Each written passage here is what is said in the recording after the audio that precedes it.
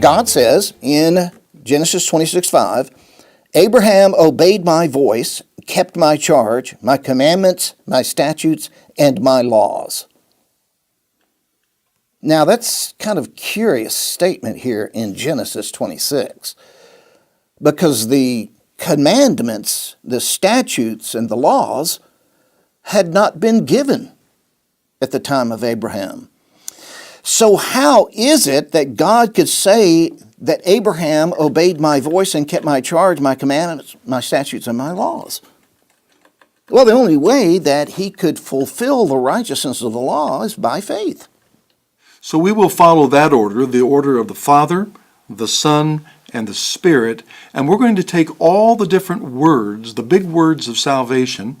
I like to call these, if I were you and I was going to teach my congregation, as I have done myself, I call this series the wonderful words of life. In other words, take these big words of salvation and don't be afraid of them. Don't be afraid you'll turn people off because you talk about propitiation and reconciliation and redemption. Explain them. Explain them. And that old song that we used to sing so often, and very rarely do we sing it today, sing them over again to me, wonderful words of life. Let me more of their beauty see, wonderful words of life. That's the words that we're going to be studying in this segment on soteriology. There were external pressures. This is big.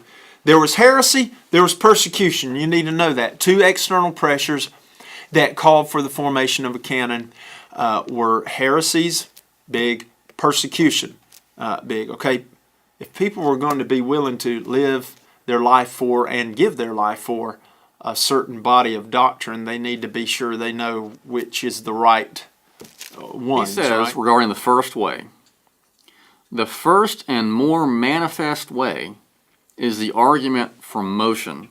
Okay, now what does that mean? Motion, if you'll remember from our discussions of Aristotle, means what? It doesn't mean inertia, okay? So I can take this presenter and I can throw it across the room and it would be in motion, right? Or if you watch football, man in motion, guys moving around, that's not what is meant here. It would be a species of what's meant, but not identical with it. Motion in this proof, because it's based on Aristotle's metaphysics, has not to do with inertia as such, but with the nature of change.